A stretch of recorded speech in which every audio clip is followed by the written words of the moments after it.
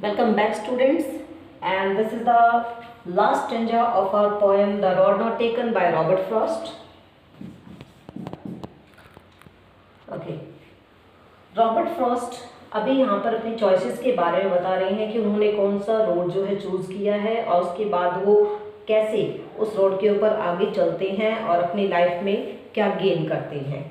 लेकिन उन्होंने जो भी एक्सपीरियंस किया है, उन्होंने जो भी यहाँ से नॉलेज ली है, उस नॉलेज को, उस एक्सपीरियंस को वो बाद में कहीं ना कहीं किसी न किसी को बताते रहेंगे।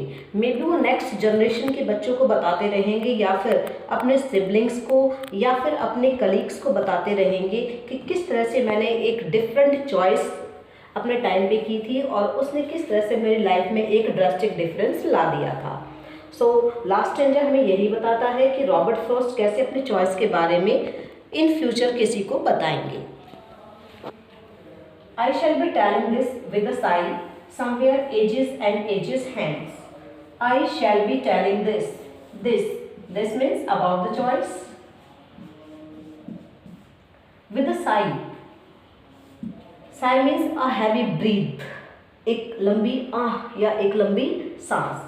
It may be the sigh of regret and it may the sigh of happiness.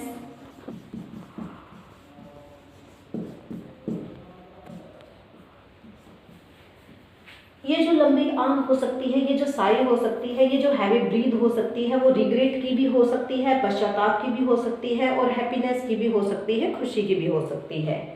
क्योंकि जो भी हम लाइफ में चॉइस गेन करते हैं या जो हम किसी चीज़ को चूज़ करते हैं, उसके बाद वो जो चॉइस होती है वो हमारी लाइफ के अंदर एक डिफरेंस ला सकती है और उस डिफरेंस की वजह से हमें कई बार रिग्रेट भी होना पड़ता है और कई बार हमें हैप्पीनेस भी गेन होती है। मान लीजिए आपने कोई भी चॉइस की लास्ट में अपनी लाइफ में और आपने सोचा कि मुझे इस पर ही फर्दर जाना है, आगे जाना है, लेकिन आगे जाकर आप वो अचीव नहीं कर पाते हो जिस चीज़ के लिए आपने उसको चूज़ किया था। और कई बार जो चॉइस होती है वो आपकी लाइफ में एक ड्रास्टिक डिफरेंस ला देती है और जिसकी वजह से आप काफ़ी ज़्यादा पॉपुलर हो जाते हैं। You can gain name and fame by the acceptance of this choice. तो यहाँ पर ये बता रहे हैं कि जो भी मैंने चॉइस की थी, किस तरह से एक फॉरेस्टेड एरिया में मैं था और मैंने एक ऐसे रोड को चुना जो कि लेस ट्रेवल्ड था, यानी कि जिसके ऊपर बहुत कम लोगों ने यात्रा की थी। So I shall be telling this with a sigh. Robert Frost कहते हैं कि मैं अपने इस चॉइस के बारे में एक लंबी आह भरते हुए, एक हैवी ब्रीथ लेते हुए कहीं ना कहीं किसी न किसी को बताता रहूँगा।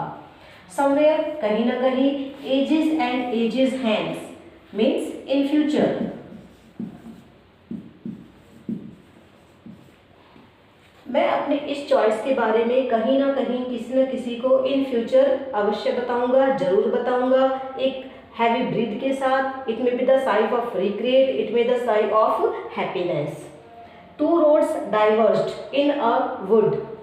मैं ये बताऊंगा कि किस तरह से एक फॉरेस्टेड एरिया में, एक येलो वुड में, पीले जंगल में दो रास्ते विभाजित हो रहे थे। And I took the one less travelled by. मैंने उस रास्ते का चुनाव किया जिसके ऊपर बहुत कम लोगों ने यात्रा की थी। And that has made all the difference. और इस चॉइस ने मेरी लाइफ के अंदर एक डिफरेंस ला दिया, एक ट्रांसफॉर्म ला दिया, एक चेंज ला दिया। इट मीन्स कई बार लाइफ में हमें ऐसी चीज़ें भी चूज करनी पड़ती हैं जो हमारी लाइफ के अंदर एक ड्रास्टिक डिफरेंस ला देती हैं, जो कि हमारी लाइफ को एक नया मोड़ देती हैं। मान लीजिए आपने यहाँ से शुरुआत की है और उसके बाद जिस रोड पे आप चले हो, जो चॉइस आपने यहाँ पर स्टार्ट की है या आपने जो चॉइस ली है, उसके ऊपर आप फर्दर चलते रहते हैं, आगे चलते रहते हैं और यही चॉइस आपको कहीं ना कहीं नेम एंड फेम दिलवाती है। प्लस में आप काफ़ी ज़्यादा फेमस भी हो जाते हैं या फिर आपका जो गोल होता है उसको आप अचीव भी कर लेते हैं। लेकिन कई बार हमारी जो चॉइसेस होती हैं वो हमारे लिए काफ़ी ज़्यादा रिग्रेटफुल होती हैं, पश्चाताप वाली होती हैं और उसको चूज़ करने के लिए हमें क्या करना पड़ता है, हमें कई बार रिग्रेट भी फील करना पड़ता है। तो यहाँ पर पॉइंट बता रहे हैं कि जो आज मैं हूँ, आज मैं जो भी बना हूँ वो अपने उस चॉइस की वजह से बना था जो मैंने उस टाइम पे एक्सेप्ट की थी, जिन्हें बहुत से लोगों ने क्या कर दिया था, डिनाई कर दिया था। सो स्टूडेंट्स, यहाँ तक हमारे 4 पैराग्राफ्स कंप्लीट हो चुके हैं। अगर यहाँ तक आपको कोई भी प्रॉब्लम है या कोई भी क्वेरी है, and if you have any doubts you can tell me, you can WhatsApp me, और you can write your comments in the comment box. I will solve all the problems. Now the poetic devices in the poem. Our first poetic device is alliteration. सबसे पहले poetic device होते क्या हैं? Poetic devices को हम literary devices भी कह सकते हैं। Literary devices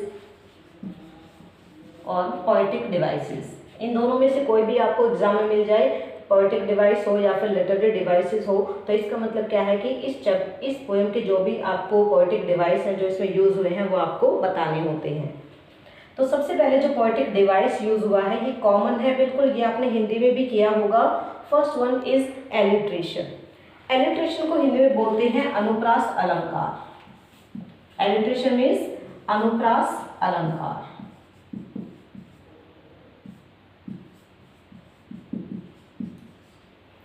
अगर अनुप्रास अलंकार की हम बात करें तो एक हिंदी का एग्जाम्पल मैं आपको देना चाहूंगी। आपने हिंदी में पढ़ा होगा, चारों चंद्र की चंचल किरणें खेल रही हैं जलथल में।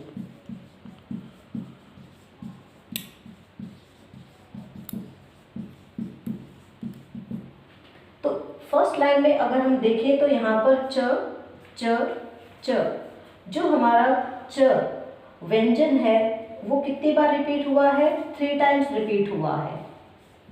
तो जहाँ पर व्यंजन की बार बार में रिपीटेशन होती है या पुनरावृत्ति होती है, वहाँ पर हमारा कौन सा अलंकार होता है? वहाँ पर हमारा अलंकार होता है अनुप्रास। ऐसे अपने बहुत से एग्जाम्पल आपको आते भी होंगे या आपने सुने भी होंगे, लेकिन हमें नहीं पता होता है कि इसके अंदर कोई लिटरेरी टर्म भी छुपी हुई है। तो हमें थोड़ा सा ध्यान देने की ज़रूरत है। जैसे आप हमेशा बोलते हैं कि चलो जो टंग ट्विस्ट है उसका गेम खेलते हैं और आप बोल के दिखाओ, खड़क सिंह के खड़कने से खड़कती हैं खिड़कियाँ और खिड़कियों के खड़कने से खड़कता है खड़क सिंह। तो ख जो हमारा व्यंजन है उसकी बार बार में क्या हुई है? रिपीटेशन हुई है, कॉन्सोनेंट की रिपीटेशन हुई है। तो यहाँ पर भी हमारा क्या कौन सा अलंकार रहेगा? अनुप्रास अलंकार रहेगा। ऐसे ही अगर हम बात करें इंग्लिश की, तो इंग्लिश में भी ये हमारे जो पोएटिक डिवाइसेस हैं, लिटरेरी डिवाइसेस हैं, इनमें हम इन्हीं अलंकारों का यूज करते हैं। लेकिन ये हमें तब समझ में आएंगे जब हम थोड़ा सा इसको हिंदी से लिंक करके समझेंगे। तो मे भी आपकी समझ में हिंदी वाला तो आ गया होगा। तो थोड़ा सा हम इंग्लिश की तरफ चलते हैं। देखिए, what is the definition of alliteration? Repetition of initial. Initial का मतलब होता है जो स्टार्टिंग में आते हैं कॉन्सोनेंट साउंड्स। अब ये तो हमें पता है कि वोवल और कॉन्सोनेंट क्या होते हैं। Vowels are 5, it's A, E, I, O, U and the remaining are consonants. इनको छोड़कर जितने भी इंग्लिश में अल्फाबेट होते हैं वो किस में काउंट होंगे? वो हमारे कॉन्सोनेंट में काउंट होंगे। तो डेफिनेशन क्या है? Repetition of initial consonant sounds in the same line. एक ही लाइन के अंदर अगर बार बार में किसी व्यंजन की पुनरावृत्ति होती है, रिपीटेशन होती है, तो वहाँ पर हमारा क्या होता है? वहाँ पर हमारा एलिट्रेशन होता है, यानी कि अनुप्रास अलंकार होता है। जैसे हम हमारे पोएम का ही एग्जाम्पल लेते हैं, it was grassy and wanted wear. अब यहाँ पर ऐसा कौन सा कॉन्सोनेंट है जो किसी वर्ड की स्टार्टिंग में बार बार में ये यूज हुआ है? अब यहाँ पर देखिए W एंड W, और वॉन्टेड वियर W। वो जो हमारा कॉन्सोनेंट है W, जो हमारा कॉन्सोनेंट है वो एक ही लाइन में 2 टाइम्स रिपीट हुआ है, और वॉज यहाँ पर भी रिपीट हुआ है। तो एक ही लाइन में जो हमारा W है वो बार बार में रिपीट हुआ है, जो हमारा कॉन्सोनेंट है उसकी रिपीटेशन हो रही है। इसी वजह से यहाँ पर हमारा कौन सा पोएटिक डिवाइस रहेगा, कौन सा लिटरेरी डिवाइस रहेगा? वो रहेगा एलिट्रेशन। मे बी आपको क्लियर होगा। Okay students, this is enough for today, and we will discuss the next poetic devices or literary devices in our next video. Thank you.